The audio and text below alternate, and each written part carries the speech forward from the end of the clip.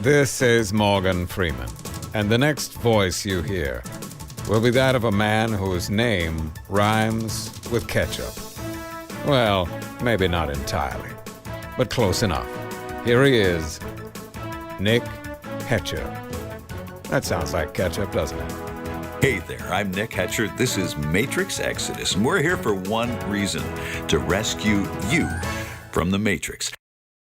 All right, here we go, and I've got my brother Ricky helping me out today. Say hi, Ricky. Hi, Ricky. Yeah, very funny. In the news, California gold prospectors say that a recent drought exposed gold in places they've never seen it before. That explains Madonna's mouth at the Grammys. You see that? Yeah. So apparently long droughts lead to gold. Try telling that to a Chicago Cubs fan. Did you guys happen to catch some of the Olympics? It was interesting this year. We here at Matrix Exodus had a chance to get a soundbite from President Putin. We take you now to a press conference with Vladimir Putin, now in progress. I want to address rumor that I had entire hockey team killed for disgracing this country. Although they are weak, they cause us great pain by lose to Finland. I did not kill team. They died during hunting accident. All of them. It was very big bear. He had machine gun.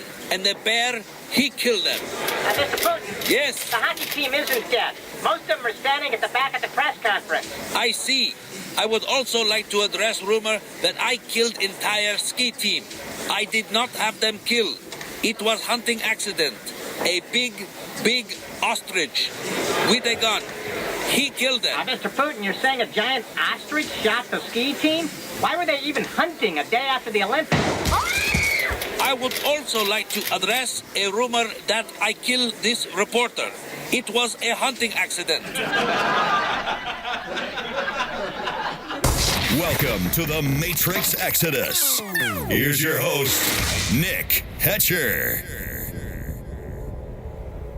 A new technology aimed at eliminating genetic disease will combine the DNA of 3 people to make a baby instead of 2. I'm not impressed. They've been doing that on the Maury Povich show for years. A scientist wants to protect us from tornadoes by building giant walls that stand 1,000 feet high.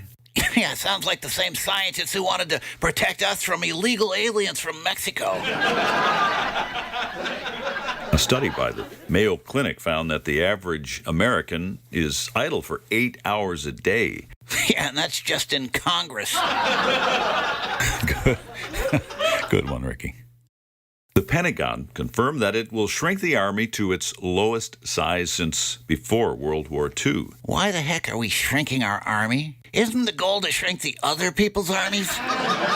If you're in the market for a new or used Army tank and you don't want to pay a lot of money, come on down to Barack Obama's military fire sale at 1600 Pennsylvania Avenue. You know Barack, don't you? Due to a lack of military funding, the government is being forced to unload thousands of top-level war machines at just a fraction of their cost. This is the greatest economic challenge of our times. Boats, planes, tanks, Apache helicopters. All items must go. You know exactly what I mean. Don't have good credit? Don't worry. Neither does our government. Barack's assistants will find a payment plan that'll make it work. Talk to this brother, will you? I think he can still be saved. Barack Obama's military fire sale, where you can sign and drive your new tank today. Yes, we can. Nick Hetcher. Researchers at Columbia University found that fatal car crashes involving marijuana have increased 300% since 1999. What they really ought to find out is who's making cars that can survive a 10-mile-an-hour crash. Of course, to combat the surge, the government will now even outlaw fatal car crashes. Here's a couple things you can use in your daily life and become a social ninja. Today's quote from Helen Keller: walking with a friend in the dark is better than walking alone in the light. The leadership personal development quote for the day: successful people do what unsuccessful people are not willing to do. That's Jeff Olson from his best-selling book, Slight Edge. Today's joke you can use out there in the Matrix: if men ruled the world, Tanks would be far easier to rent. And in closing, a couple more headlines. First, Lady Michelle Obama announced an FDA proposal to make nutritional labels reflect more realistic serving sizes. From now on, a gallon of Haagen-Dazs will read 10 servings, or 1 if you just got dumped. Somebody tell these geniuses, we don't need healthier labels, we need healthier food. The stock market dipped after retail stores posted their first earnings drop since the recession of 2009. Only in America do we consider it bad news if people stop buying the crap they don't need, right? In world news, a container carrying 11 million cartons of cigarettes washed up on British shores. Officials are calling it the biggest collection of butts since Kim Kardashian's Instagram account. And in showbiz news, multiple reports confirmed that Katy Perry helped deliver a friend's baby in her living room. She has no medical background, but if you can survive dating John Mayer, I guess you can do just about anything, right? Yeah, they say that delivering a baby is disgusting. Yeah, but it can't be any worse than kissing Miley Cyrus. 81-year-old country singer Loretta Lynn told her Twitter followers that she's grateful to be alive after suffering a house fire. I'm not sure what's scarier, an 81-year-old in a house fire or an 81-year-old on Twitter.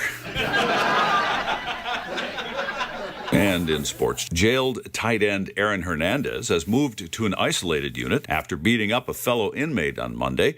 Yeah, it could be worse. He could have been traded to the Jets.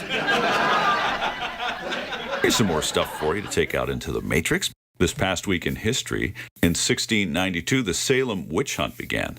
1849, the first group of prospectors arrived in California for the gold rush of 49. In 1885, AT&T was incorporated. 1931, the Star-Spangled Banner became the national anthem.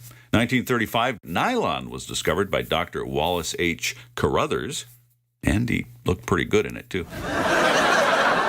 1955, Elvis made his TV debut.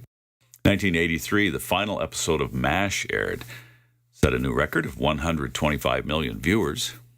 Now, that's history. And in 1996, Princess Diana agreed to divorce Prince Charles. And finally, today's Genius Award goes to 29-year-old Diana Rose, an escaped prisoner who was rearrested after calling 911 to complain about the pain from the handcuffs he had on. Texas police arrested Rose on drug charges, but he ran off after they took their eyes off him. They had no idea where he went until hours later when he called 911 to complain that he was losing circulation in his arms from the handcuffs. EMTs responded along with police, who arrested him again. That's your news and other fun stuff for the day. I'm Nick Hetcher with Matrix Exodus. Please tell your friends about us. Please come back tomorrow. We'll see you then. Okay, that's a take. Yeah, sure, Nick. You think they're really going to come back?